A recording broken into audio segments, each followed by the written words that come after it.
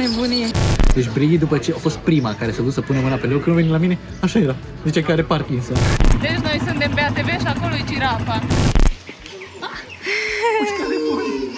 Până taie crocodilul, până la duce, până îl tranșează, na. Ați văzut voi undeva capre urâte? Bine, cu excepția mea. Toți noi, ca prăpădiții din Mauritius, astăzi vă arătăm ce activități am făcut pe insulă. 3 zile de neuitat.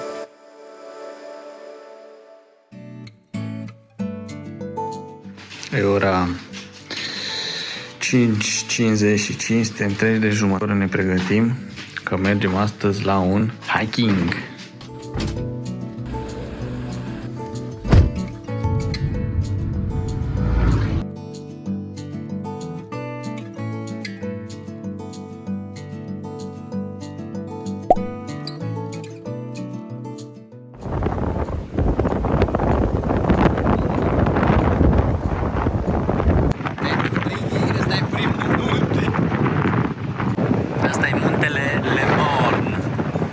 Să-l urcăm și de acolo să vedem o dita mai panorama.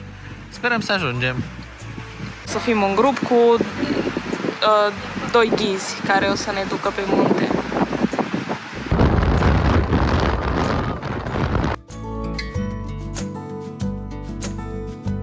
E o surpriză că Brighi a venit pe acest traseu. Nici n-am vrut să facem hiking, pentru că nici nu prea suntem noi oameni de munte.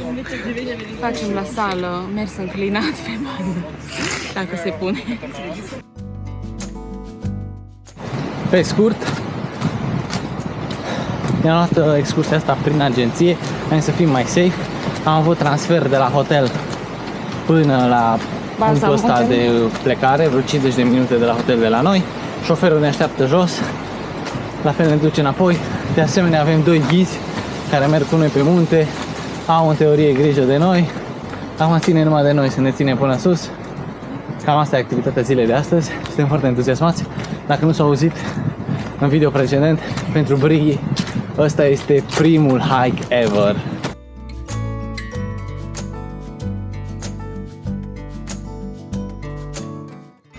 Până aici ne-am încălzit, acum o luăm în sus pe munte. For real. Și de aici începe să fie mai periculos.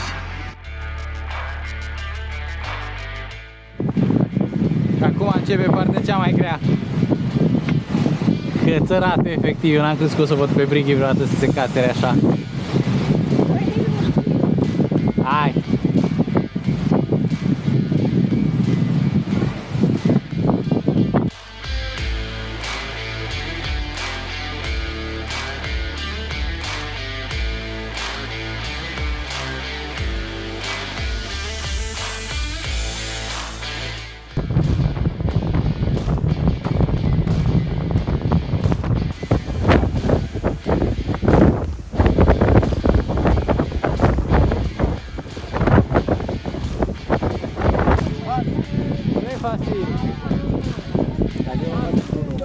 Toată lumea e fericită că a ajuns, toată lumea își face poze. Super fain. Și acolo se zice că e cascada aia celebră care se vede de pe lună, cred că. Mă rog, efectul de cascadă în mare. Vedeți acolo jos.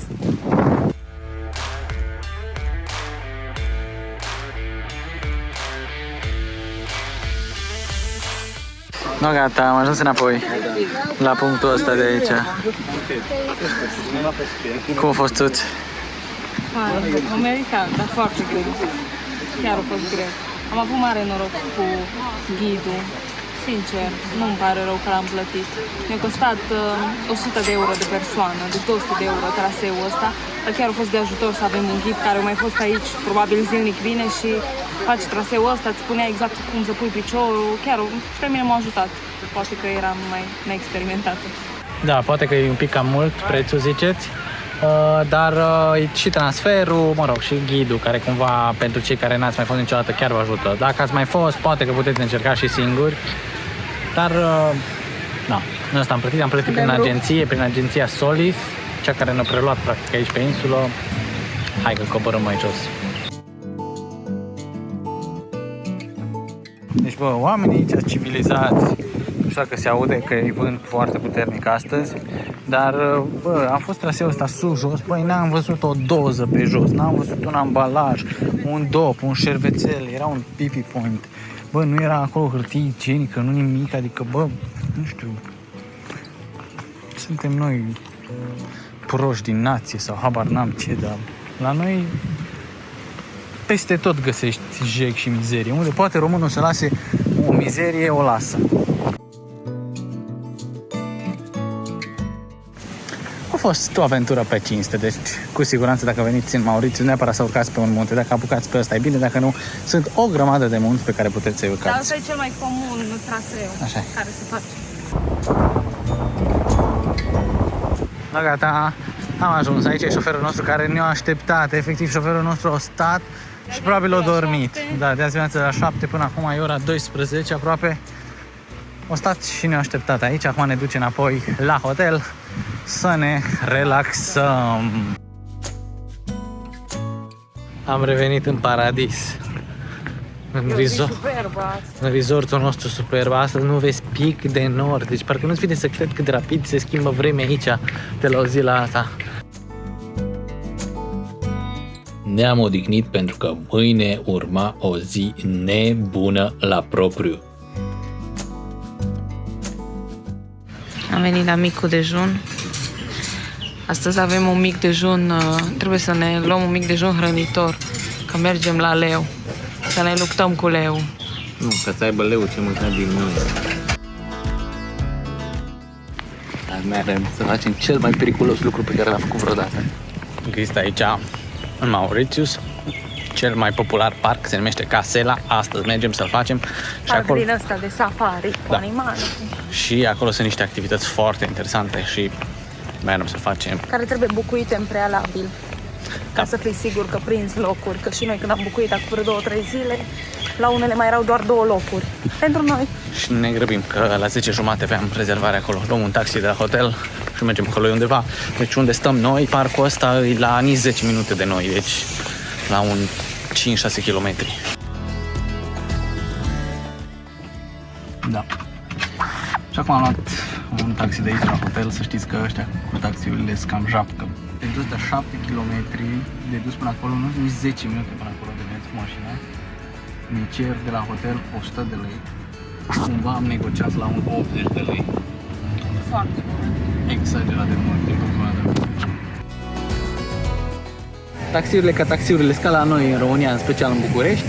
Am ajuns cumva, am plătit 80 de lei până aici. Acum mergem la acest parc.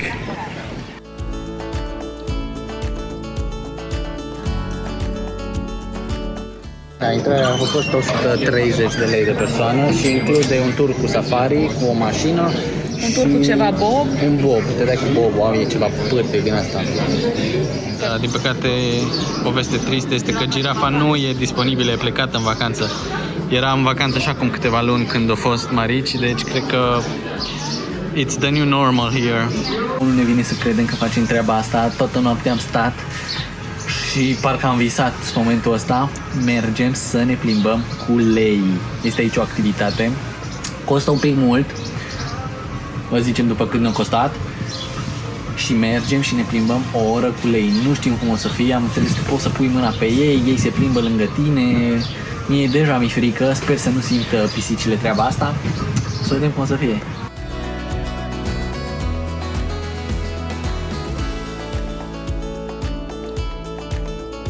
Trebuie să lăsăm și ochelari și tot, camere, bagaje, telefoane. Alea să rămână în urma noastră. Da. Dacă le găsiți, trebuie să le uite. Înăuntru, din păcate, nu am avut voie să filmăm, dar ni s-au făcut poze de niște persoane autorizate și vă lăsăm impresiile noastre la card de imediat după. Doamne, a fost o nebunie. Păcate, cineva o să mă suporte astăzi transpirat tot, s-a atât de transpirat, deci, deși nu păream că am emoții, îs mega transpirat, a fost cea mai nebună experiență pe care noi am făcut-o ever. Deci Brighi, după ce a fost prima care s-a dus să pune mâna pe leu, când veni la mine, așa era, zice că are Parkinson.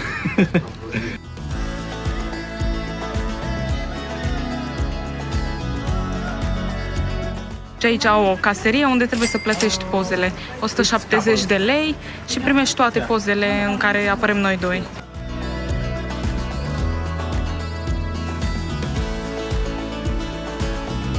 Pui mâna pe el. Ideea e că n-ai voie să-l mângâi, trebuie să-l tap, să dai tare pe el ca lumea. De multe ori zicea să-l dai așa peste el ca lumea să simtă, că nu-i place să fie gâdelit.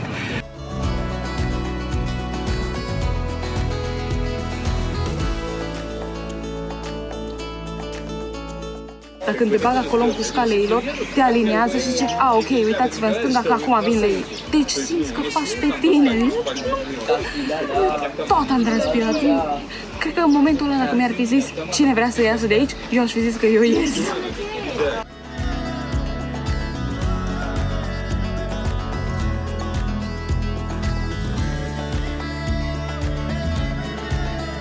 Deci pentru toată experiența asta am plătit intrarea în parcul ăsta, dar experiența asta a fost 400 de lei de persoană.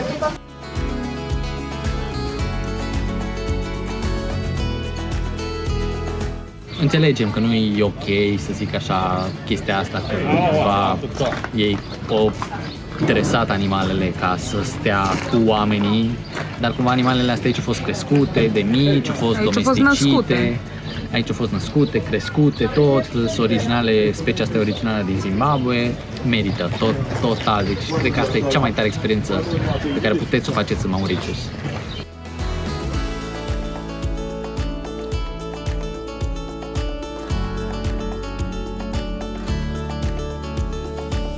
Acum mergem la o tură de safari, la 12:30 o avem programată.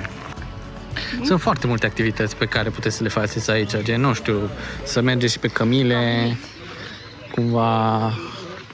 Noi am făcut deja asta în multe locuri. Tot felul de activități cu tot felul de animale. Noi am făcut multe din aceste activități și la alte safari parcuri, așa că momentan ne concentrăm pe altele, da.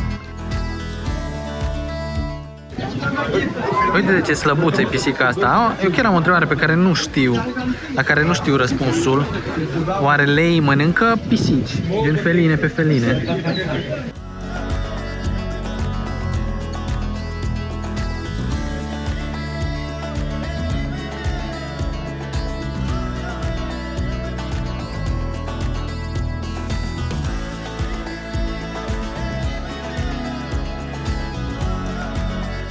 Concluzii, turul ăsta cu safari e așa, ok, adică n-ai mai fost niciodată într-un safari, o să te uimească, dar dacă ai fost în Bali, cum am fost noi, link în descriere, acolo a fost un safari mortal. Acum mergem... Oricum, e inclus în preț, deci...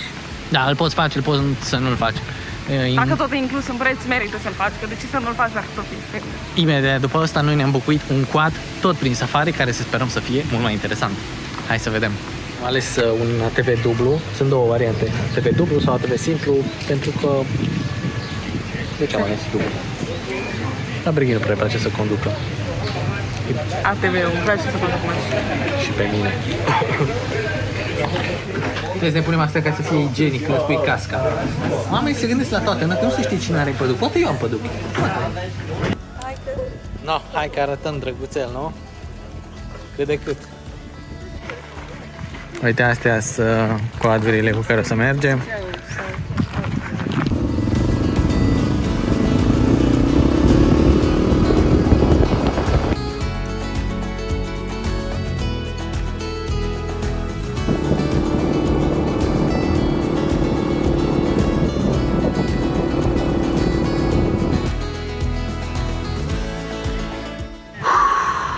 Acum suntem într-o pauză din trip. Da, asta a fost doza de adrenalină pe ziua de azi. Până la urmă nu mergem la animale. Aparent S-a schimbat. Oamenii s-au gândit la animale și se merge doar cu eco-riders la animale. Mai de mult se mergea și cu astea. Și mult mai ok din punctul nostru de vedere. Dar te duce pe aici pe munte, te bagă prin râuri, te bagă prin bălți, prin noroi. O adrenalină specifică ATV-ului și e fain. Eu mă bucur, cel puțin eu. Nu știu, brighi în spate, confortabil, neconfortabil, nu prea. Dar e fain. Uite-te, ne-au adus aici și sunt maimuțe pe aici. Și sunt libere, în natură, gen. Activitatea asta durează o oră, aparent, more or less. și ne-au costat 350 de lei din asta o oră pentru amândoi. Dacă cumva luam fiecare câte unul, era 250 de lei de persoană, așa 350. E mai faină să am doi de Da.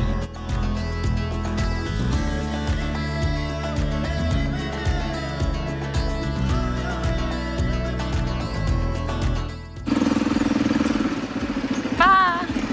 Ce frumoasă ești! Deci noi suntem pe ATV și acolo e girafa. Și la oprire am întrebat că nu ne bagă printre animale. Și zis că nu ne bagă printre animale, dar ne-au păcălit. Ne chinuim un pic, ne cerem scuze, dar le vedem super aproape. Chiar foarte tare, girafa la 2 metri de girafă. Deci, să știți, puteți să faceți activitatea asta, v-am zis cât ne-a costat. Mergem acum să ne mai dăm cu bobul și ne mai plimbăm un pic prin parc, să mai vedem ce animăluțe mai au. Hai că acum ne urcăm. Cât mai are, dau?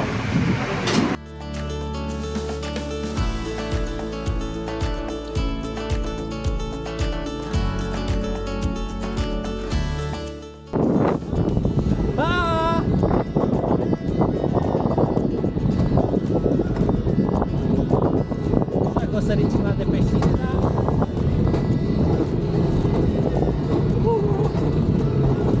A few hours later, Briggy. Vine Briggy, zici că e la curs de condus preventiv. Adică ceșcuțele alea de la caruselurile de copii merg mai repede. Briggy s-a oprit acolo.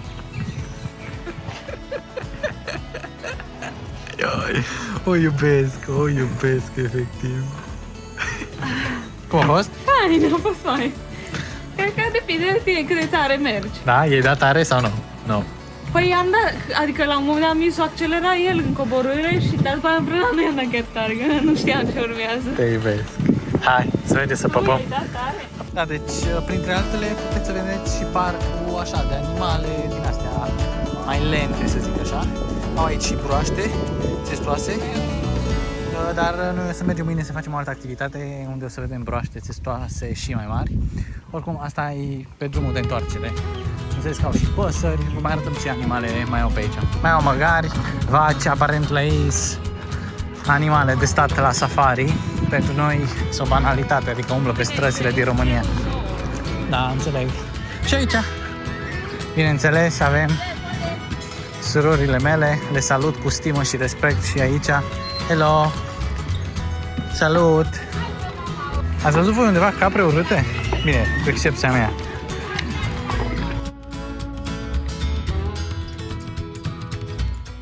Gata pe astăzi.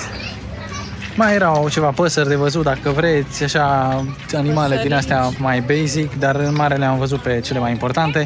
Altfel, prețurile aici sunt destul de turistice, adică magneți la 40-50 de lei și, știți voi, locațiile turistice, mâncarea la fel, un 15 lei, o băutură și alte chestii. N-am vrut să mâncăm, dar după ce am zis, hai că mergem la hotel la noi, că e mai bună mâncare. Eu zic să întrebăm aici, de fapt, la intrare. Hai să întrebăm.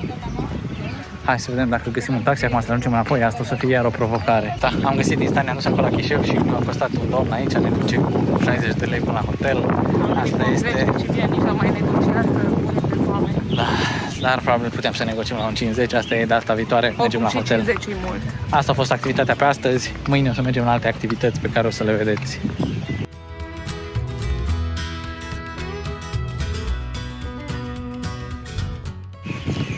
O nouă zi, o nouă activitate.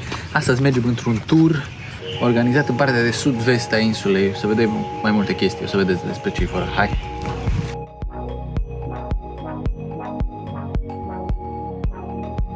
Tipul ăsta la cel mai ieftin souvenir shop. Da, sigur sunt prieteni că din același oraș. Da, nu, chiar sunt prețuri micuțe. No, gata, am făcut niște shopping, mergem mai încolo. Thank you! Astăzi avem șofer privat, îl cheamă Iosuf. Bun, și acum mergem mai încolo, zicea că ne duce la o fabrică de construit bărci.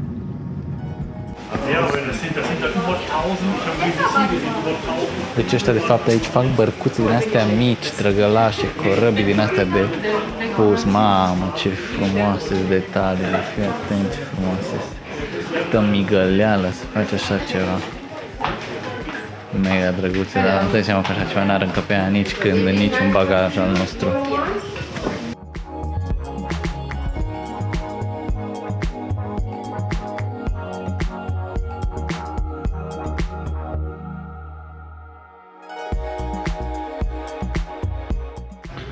Deci aici se poate vedea cum ăștia deja ne-au împărțit țara altfel. I-au dat un pic și la alții, ne-au dat și nouă de la alții, tot așa. Da, deci asta e statuia zeiței Durga, mamă, deci au ăștia niște statui enorme aici. Cum v-am zis, ei sunt hinduși și au mulți zei. Da, deci cum vă ziceam, ăștia au foarte mulți zei. Cel mai mare dintre ei, pe care merită să-l rețineți, este Shiva. Și că există 13 temple în lume, 12 în India și unul aici, care că e autorizat. Păi urlu ca să mă auziți, că e și gălăgie în jur, știți? Da, hai să mergem să vă arătăm și statuia lui Shiva și după aia ne suim în mașină. Hai. Deci asta este statuia lui Shiva, are 33 de metri și este o dita mai legenda în jurul ei. Da, ei sunt oameni mitologici, cred în tot felul de chestii, mă rog, nu e ca și cum celelalte mari religii nu sunt construite tot pe chestia asta, dar da, contează că ei cred și se simt foarte bine.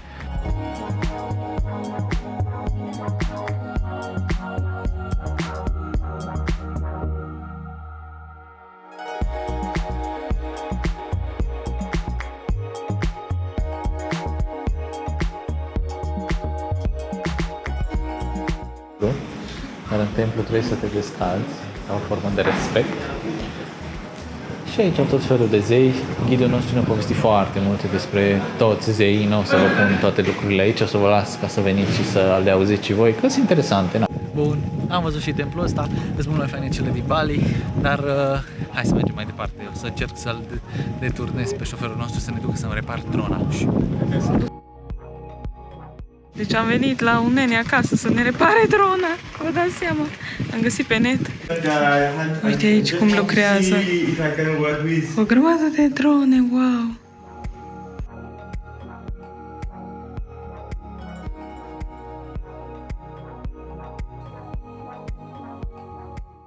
Hai că a revenit fericirea pe chipul nostru.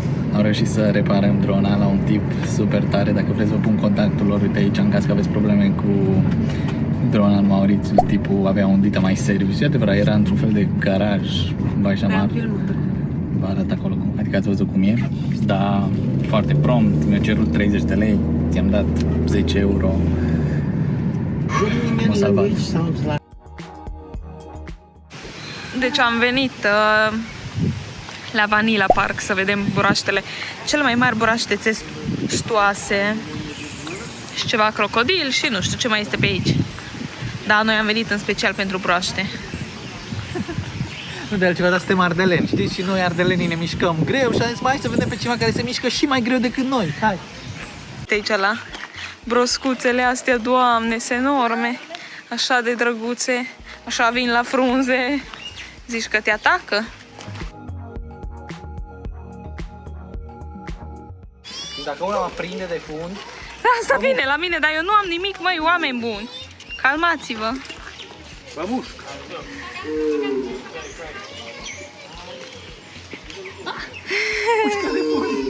Păi uite, și asta vine, mă atacă.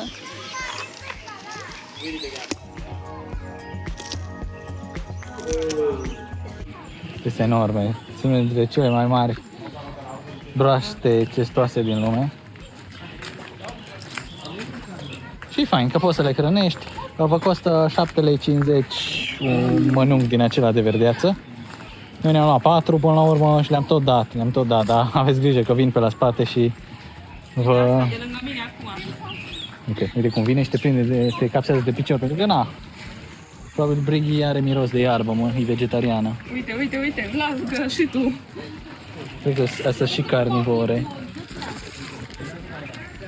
O spune pe capul lor. Da. Uite ce frumos e. Ce piele au. Ioi, așa de fain e. Numai asta, dacă facem parcul ăsta, merită. Da, e chiar o experiență emoționantă. Am văzut-o la fratele Mariciu, el a fost aici cu copilul lui. Noi nu am venit cu copii, că n-avem, dar suntem noi copii. Noi facem lucruri pe care nu le-am făcut în copilărie. Foarte frumos. Ne trăim copilăria acum. Și toate cu carne de crocodil. Este meniu, dacă vă interesează, sunt o grămadă de chestii. Cred că să încerc burgerul. Nu știți că îmi place burgerul. Ăsta e restaurantul. Bă, scuze, dar mie mi se pare că au prețuri super mici. Adică față de unde suntem noi la hotel, aș veni aici să mănânc toată ziua. Hai să vedem și cum e mâncarea. Un pina colada, un passion fruit, fiinstit. Prețuri super ok, adică ăsta cred că e vreo 30 de lei, ala vreo 25 de lei. Toate ca toate, dar durează un pic până fac burgerul ăsta, că e complicat. Până tai crocodilul, până la duce, până îl tranșează, na, știți, durează. Asta e burgerul, așa arată, destul de basic, dar carnea contează, nu? Hai să vedem cum e cărnița.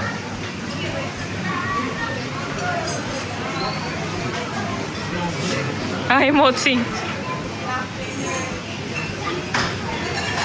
Are miros de șarpe, glumesc!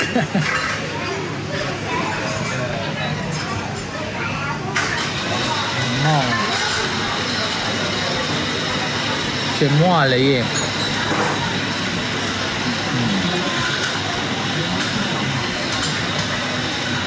Mega bună! E mai bună, știi, cât carnea de pui. E un pic făinoasă.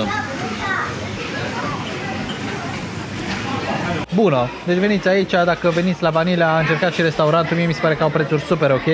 Au multe chestii de crocodil. Multe chestii de crocodil, puteți să încercați. Și de tocănițe și căriuri și de toate. Da, da, da. Deci masa aici ne-a costat 150 de lei, 2 burger, 2 băuturi, o apă plată. Super ok, zic eu. Chiar gustos burgerul de crocodil, dacă sunteți interesați, treceți pe aici, încercați-l.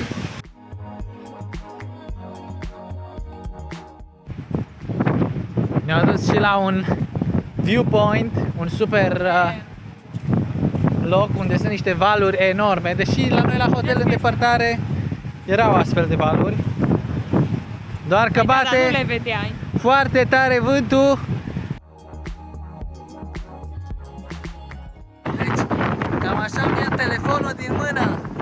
Deci, ce vorbim despre dronă? Că nu pot nici telefonul să-l ții. Efectiv îmi zboară telefonul.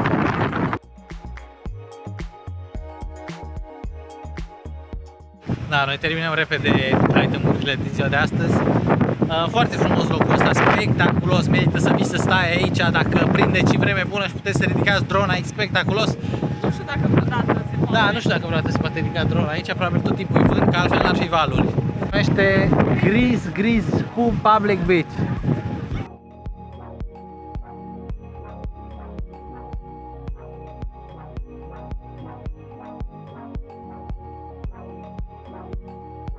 Hello, Mr. Pacra. Așa mi-a zis, că mă cheamă Pacra. Vești bune. Încă nu sunt atât de mare influencer ca să mi se permită să zbor cu drona pe aici. La fel, cascada e foarte spectaculoasă, adică e o cascadă care cade de la o înălțime chiar frumoasă. Păcat că nu-i vedem fundul. Nu v-am zis, suntem în parcul Chamarel, nu? Da. Dacă eu zic Charamel. Charamel sau Chamarel, e corect. Aici avem cascada asta pe care vă arătăm și avem de asemenea acele tipuri de nisip sau pământ. 7 tipuri. 7 de culori tipuri de culori sol. de sol, da. Care o să le vedem aici, care specifice zonei ăsteia. 7 color earth. Da. Da, am zis să ne grăbim puțin, în teorie trebuia să țină până la 5, ora 3, dar nu avem o să chef. tragem de timp. Ne-am dus în o grămadă de locuri astăzi, 7-8 chestii. Nu că am ajuns. Toate chestiile au fost plătite de ei, pentru că noi ne-am luat un pachet cu tur privat, Adică șofer. în prețul pe care l-am plătit. Îți incluse toate intrările. Da. Și ne-a costat, ca să știți și voi, 120 de euro de persoană. Părerea mea este că e mult și părerea lui Brighi. Dar totul aici e mult. Totul e scump aici și turistic și n-aveam chef să conducem, să închiriem mașini, să conducem sau să ne luăm un alt fel de Asta driver. știe și multe trucuri. Dar, per total, eu consider că a fost o zi foarte faină, plină de activități, ne umplu de cultură de aici. Și vedeți, fie că închiriați voi mașină, fie că vă luați voi un ghid, o să vă placă, sigur. Eu zic că e mai chill. E mai chill cu ghid. Clar. Deci, ca scurtă istorie, chestia asta s-a format când a erupt vulcanul, sau cel puțin așa se presupune, acum mii și milioane de ani, sau cum cred ei. Și e niște pământ de mai multe culori.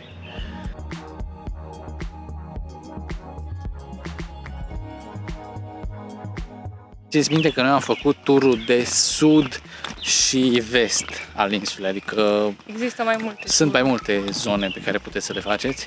Să știe că n-au animale. Asta e fauna din Mauritius, cam slăbuță să zic așa, dar vorba aia, măcar au maimuțe și broaste țestoase Ei au pe care noi nu le vegetație avem. multă. Da.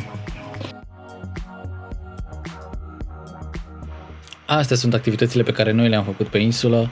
Cu siguranță sunt multe alte activități, dar noi ne-am limitat la acestea. Dacă ai ajuns până aici, mii de mulțumiri și ne vedem data viitoare. Pa!